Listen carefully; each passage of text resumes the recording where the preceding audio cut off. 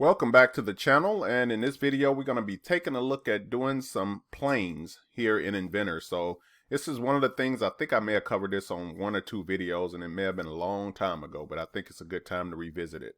And what I mean by planes is that you see that these are at these angles of 45 and 30.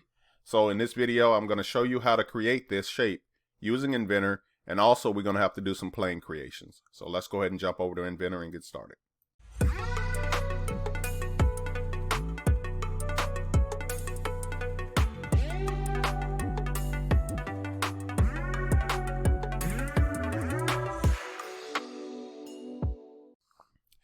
Okay, so the first thing I'm just doing is doing a quick analyzing what I have here. So I'm just going to take a quick look over this.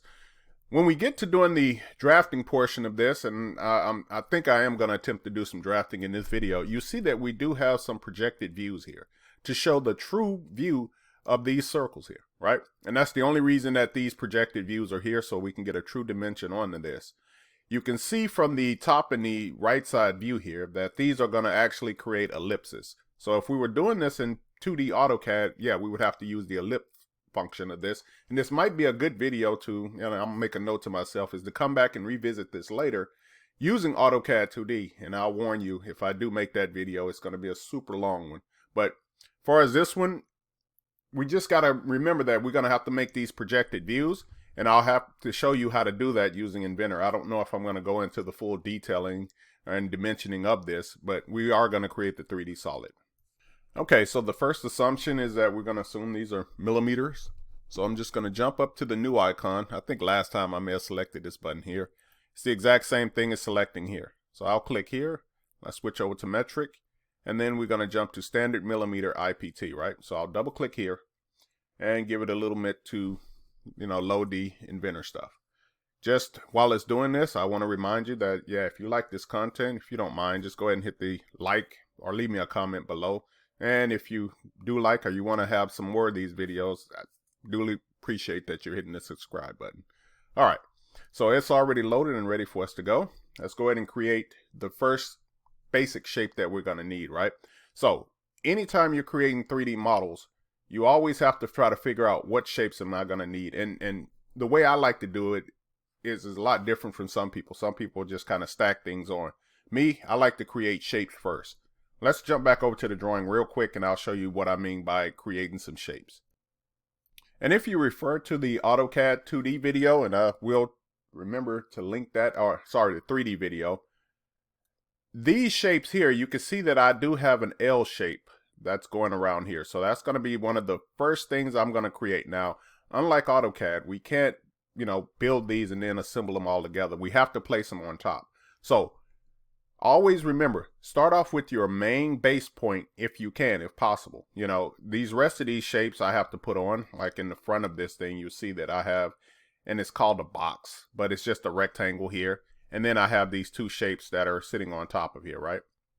And that's what I have. Now, also, what you're going to see in that 3D AutoCAD video is that these have drill points on them, and there are special things you have to do in order to get that drill point on them. Well, here in Inventor, we don't have to worry about that. It's just a click of a button to tell it to include those drill points or not. So that's going to be something that's super beneficial to us to use Inventor. I don't know if anyone has ever asked me the question, but can I use Inventor parts also in AutoCAD? And the answer to that is absolutely yes. And I know you saw that if you watched any of the 3D videos, is that usually when you select at the base, you can pull this video into AutoCAD and then do your dimensioning there, okay? Okay, so let's go ahead and get started on this. I'll go by starting a 2D sketch. So I'm going to select here, and then I'm going to select the XY plane. Next thing I'm going to do is start off with the line, and then I'm going to create this L shape, right? And I'm trying to go right around this center point here, that yellow dot there. So I'm just going to kind of create a shape that looks something like this, right? And you can assign numbers to it right out the gate. I like to kind of do mine later. All right, so there's my basic shape that I need. Then I'm going to go ahead and start putting some dimensions on this. So I'll do the first dimension here, which is my biggest one, which is going to be 151. Right? Let's go ahead and zoom out a little bit. Okay, I'm going to go ahead and put this dimension here. And this dimension here is 52. And then we have a couple of 20 dimensions, right? So we have a dimension here that's set at 20. And if you want to, you can set this equal to the other. I'm just going to go ahead and place it here as 20. And the reason I'm doing that is that that'll give you an option to change it later. So if you got a new person in, it's a lot easier if they can see the dimensions. But also remember, the more dimensions you have on a drawing, the messier it gets. Okay, so I should need 2 more dimensions, right? And that's showing it down here in the bottom right corner. What I need to do is associate it in reference to my center point here. I'm going to escape out of the dimension command. I'm just going to pull this shape up a little bit. What I want to do is make sure I'm clear of this yellow dot. All right, let's go back to dimension. I will select this line here, and then my center point, I'll click it somewhere here. And right when it's asking me to go ahead and type in a number, I'm going to select the 52 and hit divided by 2. Okay, I'm going to do the exact same thing here along the top. I'll go ahead and select this line here, my center point here, go ahead and place this dimension. Once it's giving me the option to go ahead and type in a number, I'll select my 151 and divide that by 2. Okay, so now it should be fully constrained, which it is. I'll go ahead and hit finish sketch.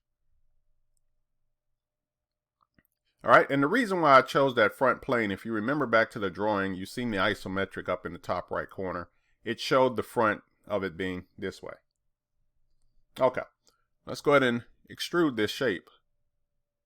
We're going to give it a distance of 76. And I always like to center mine, especially the first basic shape that I create. So I'll go ahead and make it symmetric here. So it should be 76. I made it symmetric.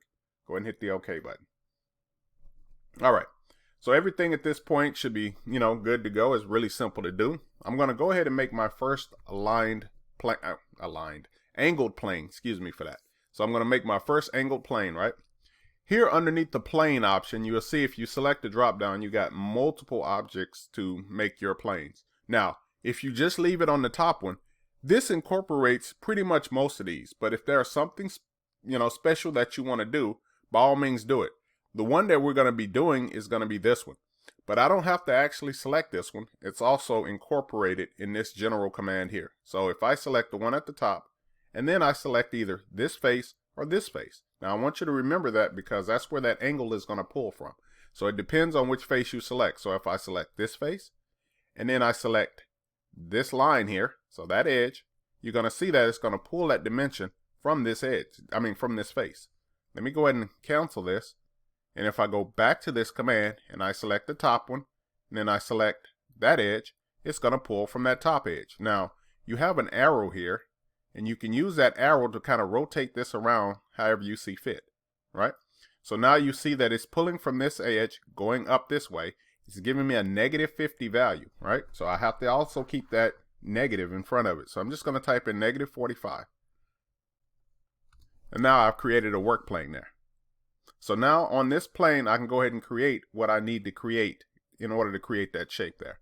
So remember, select on the edge of the plane, then select the icon here with the green plus. It should rotate around. I'm going to project in an edge. So I'm just going to grab this edge here. Let's go ahead and escape out of this. And then I'm going to create that shape, right? Now I'm going to create it over here and show you how to get it there. So I'm just going to start off with the line command. I'm going to make a U shape.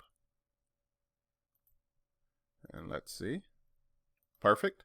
You'll notice that I did try to line these 2 endpoints up here along the top.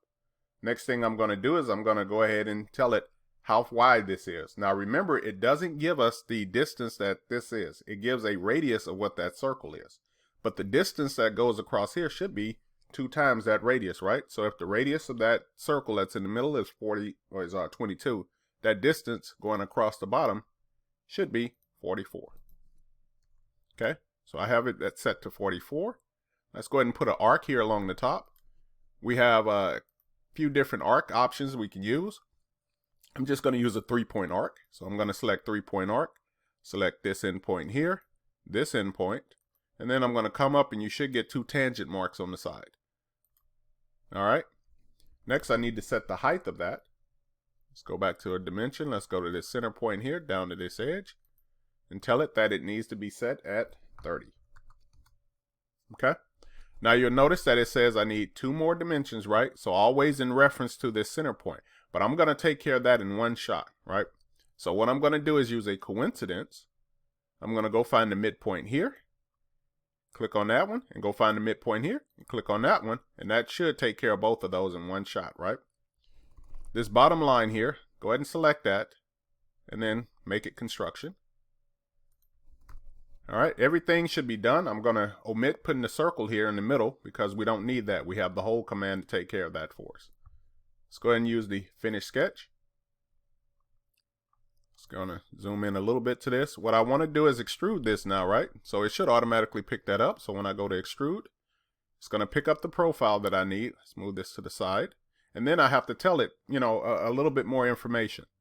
So the first thing I'm going to tell it is, hey, you're going the wrong direction. Now when I do this, take a look at your Boolean operation. So if I do this, it's going to assume that I want to either join or subtract. Sometimes it'll switch to subtract. All right. Now it's taking the last distance that I use. I don't want to set a distance to this, right? Do I want it to go through all? Nope, that's not the option. But what about 2? That's an option that I can use. And I also have one that says go to the next plane. I'm going to use this one. So I'm just going to tell it to, hey, go to the next one. And what you're going to see Inventor does is take that profile and send it to the next face that it runs into. So if you had some complex shape that was kind of going up and down or something, it would extrude that face going around that. All right. I also want the Boolean operation. I'm just verifying that it's set to join. Once I hit the OK button, now you see that face is created. All right. So what I'm going to do next is I'm going to go ahead and turn this plane off. The way we do that is just come here to work plane. I'm just going to right click on it. And then I'm going to find visibility and uncheck it. All right, let's go ahead and do the exact same thing here along the back side, right? So I'm going to rotate this around. We're going to go up to the plane. I'm going to select this back face. And then I'm going to select this edge here. Remember that it's going to pull that dimension from it. So what I always like to do is start playing with my arrow here. And depending on how you want that to go, right? So I want that to go from this plane at 30 degrees, right? So you see I got a angle here. It's set to -30. I always like to verify and type it in. Go ahead and hit the OK button. Let's take a look at this from the side to see if it's exactly what I want. All right, so you see that it is giving me a 30 degree. You can barely see that plane, but it's there. If you messed up on this and you want to change this or fix this, right? You can also come here and right click on it. And then there's a one that's in there called, where is it at? We can edit it. Oh, edit dimensions. So if I select edit dimensions, you're going to see that angle come back up, and then you would play with that number however you need to, right? So I'm go ahead and check that. Let's go ahead and select the plane, select the green plus icon. It's going to rotate around like we did before. I'm going to project geometry. I'll grab this edge here, and I'll go a little bit faster on this one since we've kind of talked through most of this here. All right, so here at the bottom, we're going to draw a line. It's going to be set to 50. So I'm just going to draw a line going right across here. I'll go ahead and make it 50. Let's go ahead and zoom into this. All right, the next thing I'm going to do is I'm going to put a circle above it. So I'm just going to put a circle here. And this circle has a radius of 15. I don't feel like switching over, but you can always do a right click here, come down to where it says radius, and then type in 15. Or you can type in 30, whichever one is that you want to do. Now, I'm going to put just a guideline here. I don't need this line. You can also use the vertical constraint. So I can use vertical, select this endpoint, or sorry, center point to this midpoint, and that will align them vertically as well. But I'm just going to show you another thing that if you're kind of not comfortable using these, you can also just make a vertical line here. And then we're going to use coincidence, and we're going to place that endpoint on this midpoint. Let's see. Oh, I actually didn't select it. Select. There you go. So I'll select that endpoint to that midpoint. And then I'll select that endpoint to that center point. And then that's going to keep these in line with each other, right? Then I can go ahead and type in the height of this. So if I go back to the dimension, select here, come out to here, I can type in 20. All right. And then the last thing I need to do is I need to draw some lines that are tangent to here. Now, the good thing about Inventor is that it will pick up those tangent points. So I can start my line from this endpoint, and when I come around this shape, you're going to see it's going to eventually give me the tangent icon. And you can see that it pops up here. So if I left click here, it's going to give me that tangency, and I'll do the exact same thing here on the other side. Click that endpoint, go up, and it should give me a tangent point somewhere there. I'll left click when I see that icon. Let's go ahead and hit escape. Let's go ahead and do some trimming. So we're just going to trim off this bottom portion here and that portion here. Select this line, make it construction.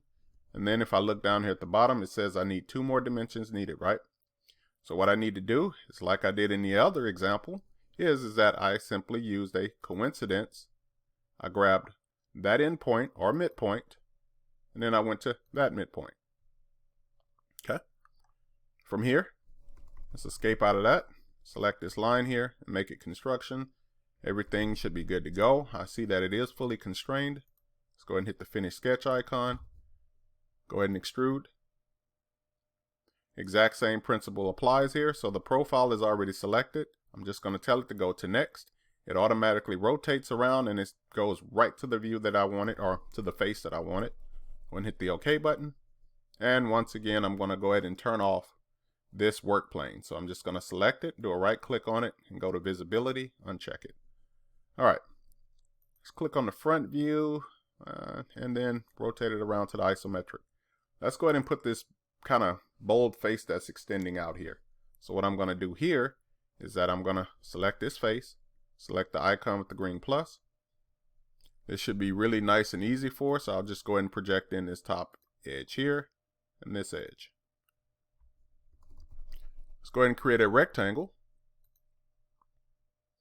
And I'm going to use a center point, a 2-point center rectangle, right? So I'm going to select my first point somewhere here. And then I'm just going to go ahead and create that. Okay. So unlike what I did before by creating that line, I will use the vertical one on this one. So I'm going to go to vertical. Let's go ahead and select that center point here to that center point. Next thing I'm going to do is I'm also going to select the collinear. I'm going to select this line here, place it there, select this line here at the bottom, and go collinear to that one, right? Now it says I need 1 more dimension, which is the width, and the width of this is 20. So I'm going to go to my dimension. I'll select these 2 outside lines, go ahead and place it here, type in 20. And now you can come in and make these 2 construction. It shouldn't matter because the only closed profile that it's going to be defined is going to be that rectangle. So I'm just going to go to finish sketch, go back to the extrude command. It's going to give me a length that I need. Just going to make that number 20. Oh, I'm sorry, it's 20 wide. That number is 6. So yes, I'm going to make that number 6. It is joined to this face. Go ahead and hit OK. And now we've made that point, right? So the only thing now that we have left to do is we have a chamfer along the back. We have some fillets here along the bottom, and we do have some holes. So I'm going to take care of my fillets first. Let's go to the fillet command. And the radius of these fillets are going to be 14. So I'm just going to select that edge there. I'm going to flip it around and select that edge, right? So that knocks out both of my 14s. Go ahead and hit OK on this one. Let's go to the chamfer. And these chamfers are going to be 10 by 10. So I'm just going to select here, make it 10. Let's go ahead and move my dialog box. I'm going to select this edge here. I'm going to flip it around by selecting here. And we have both of those. All right. Next, let's go ahead and start doing all of our holes. So all of our chamfers are done. Our fillets are done. Last thing we have to do is holes. So I'm going to rotate back around to this face. And what I'm going to do is I'm going to put a sketch on here. And the reason I'm doing this is because both of these holes are exactly the same. So I'm going to select this face, select the green plus there, icon. Go ahead and project in both of these arcs. So I'm going to select that arc and that arc. That hole is actually concentric to this radius. So what that allows me to do is select the point here. Go ahead and select that center point and that center point. Go ahead and hit finish. Then use the hole command, and it should automatically pick up both of those points for me.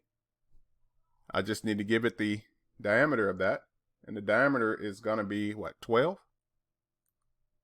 So let's give it a diameter of 12. It's going to go all the way through, is what we told it to do here. It has no seat on it, and it's just a regular hole. Go ahead and hit OK. Now those holes are done. These holes here at the top, right? So now we can refer back to the drawing, and this one says that it has a diameter of 22, and it goes down a depth of 32, right? So I don't need to put a special sketch for this one to locate where that center point is. All I'm going to do is use the hole command. And since this hole is going to be concentric to this face, all I'm going to do is select this face. And then I'm going to select the outside ring here. So it's going to put it concentric to that. Now we have some other stuff that we need to do, right? So we're not going through all. We're going to say send it through a distance. And then it's going to ask me, do I want to include that drill point here at the bottom? There's the drill point option. If I want it flat, I can change it to here. All right. So we have two numbers that we need to change. The diameter is here at the bottom. Remember that the diameter of this one is set to 22. And the depth of this is set to 32. And we have a drill point at the bottom of it. Let's see if I can kind of rotate this around for you so you can actually see it. And you can kind of barely see that, but there's a drill point that's actually showing up through this shape. Okay. Go ahead and hit the OK button. Let's rotate around to the back side and do the exact same thing. So we're going to swing around this way. Go to the hole command. Select this face first. And then select the concentric reference, which is this top kind of cylinder part. We're going to change some numbers in here, right? So the distance, or the diameter, is first 20. And then the distance that we're going through happens to be 32 as well. So I'm going to leave the depth at 32. This one also has a drill point. I'm going to hit the OK button. All right. And now we can take a look around this shape. And we can see that we did create this using the, 3D. So if all you wanted to do was learn how to create the shape and work with some aligned or angled planes, that's it for this one. I'm going to jump over to the drafting portion for those of you who want to see some drafting of this. So for those of you who are, just wanted to do this portion, thank you for watching. Let's go ahead and start the drafting part. First thing we need to do is go ahead and save. And we need to give it a part name, right? I'm just going to use the generic one that we always use as part number 2. Hit the save. It's going to ask me, do I want to overwrite it? But if you gave it a special name, it wouldn't give you this. Just going to hit the save button. Now I'm ready to go into the drafting. So I'm going to select the new icon. I'm going to go down to where it says ANSI millimeter IDW. Go ahead and hit the create. Give it a couple of seconds, and thank you for those of you who are still sticking with me in this video. I really do appreciate it. All right, and I know this video seems to be getting kind of long. Looks like we're over 22 minutes already, but I won't kind of stick around too long on this one doing a lot of the drafting stuff. The dimensions are easy, and I've shown you that in many other videos. But I will show you some of the stuff in here. All right, so inside of here, the first thing I'm going to do is I'm going to go ahead and get rid of my title block. So it says ANSI large, right click on that. Go ahead and delete that. Also, let's go ahead and make this a B-size drawing, right? So I'm going to double click. I'm just going to select sheet 1 and then do a right click and go to edit sheet. Tell it that I want it to be a B size. And go ahead and hit the OK button. All right. So now we're ready to put in our views, right? And I was trying to remember what the name of it was here in the beginning. It was called an auxiliary view is what I was trying to think of. But let's go to base. It should automatically pick open the one that we have open here. Let's kind of move this to the side. I'm going to move this down. And this might be a little too large. So I might have to kind of play with this a little bit. Okay. It's either between 1 to 1 or 1/2. Let's go ahead and make it 3 divided by 4. Yeah, that looks a little bit better. And if I need to adjust that, I can adjust this later. All right, so I'm just going to have that view. I'm going to select the top view up here. I'm going to go to the right side view. And I'm also going to do the isometric view. Go ahead and hit the OK button. And all of those views should create for you. Right, it's got the hidden lines and everything that we want to see. Let's go ahead and move this down. And with this view here, I'm going to go ahead and shrink it down a little bit. So I'm just going to double click on the outside border of that. And then I'm going to grab this handle and kind of move it in. Let's see if it'll let me do it. There we go. So at 1/2 is fine on this one. Okay. So we have our three main views here. Next, I'm going to create an auxiliary view. So let's go to auxiliary.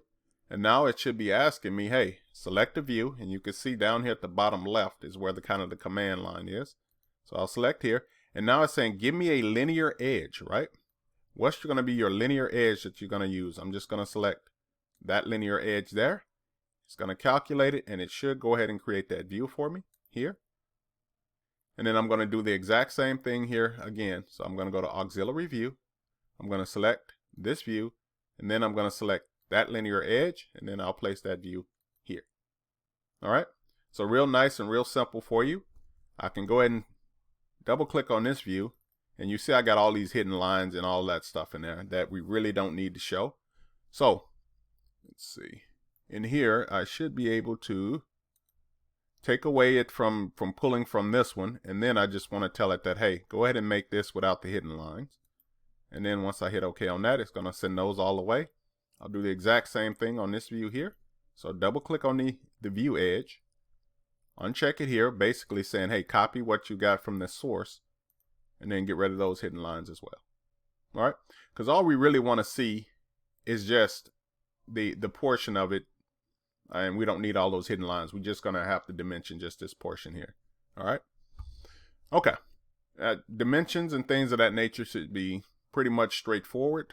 Let's jump over to the annotation tab here. And now let's zoom in just to this portion here. I'm going to take a look at the hole and thread call out. I'm going to select that circle, and what it should do is automatically put in the diameter and the depth, right? So that's one neat feature about using the hole command. Likewise, when I come down to this dimension here and I select that hole, it's going to automatically say that, hey, you got a 12-inch or 12-millimeter diameter hole, and it's going through it, right? So I have that already set up. And this is the benefit, and once again, I say that again, by using the hole command, is that you do get these options of showing you a little bit more than what you would normally do, right? So that's kind of one quick way of showing that. The rest of this stuff is kind of really pretty much, straightforward. If I wanted to put an angle dimension here, I can select this line here and then that line, and it should give me an angle dimension. Likewise on this one, so if I select that line there and then this one, I can do the angle dimension on here. Trying to see if there's anything that's kind of really out of the ordinary here. And I might have to shrink this shape down just a little bit more. Let me double click on this icon here. And since this was my base view, this is the one that's going to control all the views that are associated with it. So let's see, we have a 1/2 of an inch, and then we have 3/4. So I'm going to shrink it down a little bit. Oh, didn't mean to create that view. I'm going to make it 5/8. Let me double click back on this view here. Go ahead and make this number here. Let's go 5/8, and that's going to make it a little bit smaller. Okay. All right. So you can see that we have enough space for all the other things here. The rest of this is just, regular dimensioning. I'm putting 52 here. Let's put this one on to here. Oh, looked like I selected the wrong option there. Let's go back to dimension and put it from here to here. Okay. There's a chamfer dimension here. So you got kind of a few different ways of how you want to do the chamfer dimension. I can do it, basically how the drawing is showing it. It's showing it with 2 dimensions going here. Remember that in Inventor, you also have the option to do a chamfer dimension by selecting it here. And let's use that line there. And so I can put in a chamfer going this way, right? So it's just 2 different options of putting in your chamfers. Let's go ahead and put in some center points here. And I'm just kind of, I know I will apologize if it seems like I'm rushing through it. I'm just trying not to make this video super long, but most of these dimensions on here and stuff that you're seeing are, super simple stuff that you could probably figure out just by playing around with this program enough. Now here's one that always kind of drives people crazy. So I selected those 2 endpoints on here. I'm going to place that dimension here. I'm going to escape out of the dimension command, and then I'll come back and move it. So if I want to give it that distance, do it first, do the dimensioning part of it first, and then come back and put that dimension. Likewise, if I do this dimension, and this one might be kind of super hard to show, mainly because it does not want to, follow in that aligned pattern. So what you have to do is go back to the dimension, select, let's see if I can pull it off this line here, and then this line, and then I can get it, and then I can place that dimension here. Just kind of knocking out all the dimensions that I need. This is a reference on that one. I can do here.